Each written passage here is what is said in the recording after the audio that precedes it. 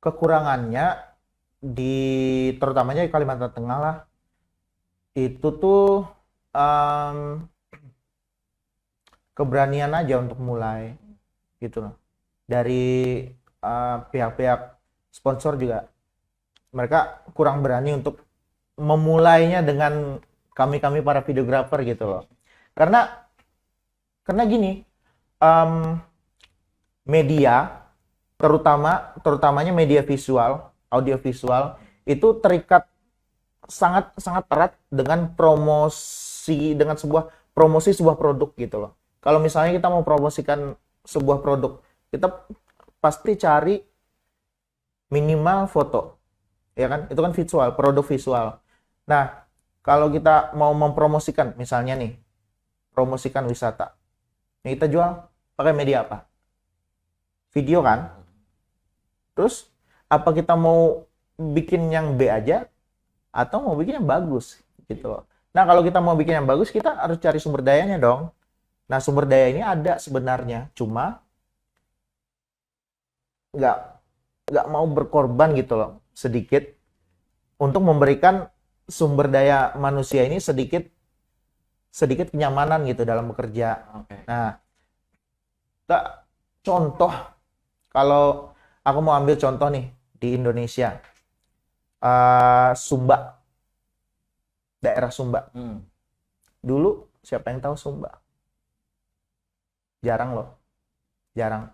Tapi pariwisata Sumba, NTT ya, Sumba, itu naik berkat film yang difilmkan di daerah itu dan sukses di nasional.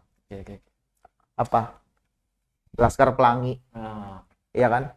Laskar Pelangi. Terus Marlina menang ini festival luar negeri. Terus ini Pendekar Tongkat Emas ada syuting di Sumba juga. Nah, itu otomatis mengangkat potensi pariwisata daerahnya karena orang yang nonton film itu akan lihat keindahan daerah itu dan mereka pasti akan pengen ke situ kan. Tapi dimulai dari apa? Film yang bagus dulu. Nah, karena kalau kita cuma promosikan video tok, cuma ngesut yang bagus tok tanpa narasi, orang pasti cuma ngelihat lewat doang.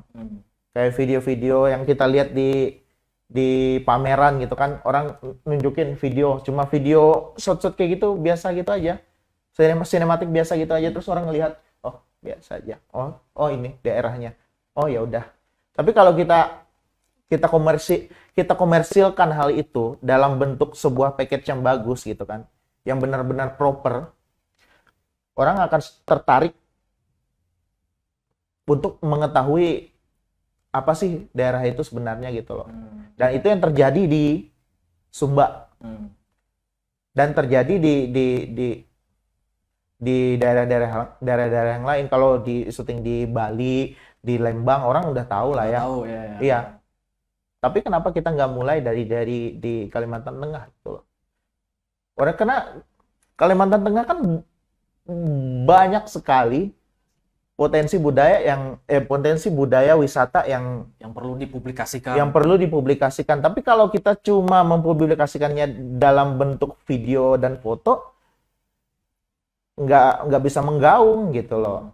Tapi kalau kita mempublikasikannya dalam bentuk narasi, menjadikannya satu kepada sebuah narasi yang orang ikutin, nah itu akan lebih berimpact menurutku gitu. Tapi harus diawali dengan keberanian gitu loh.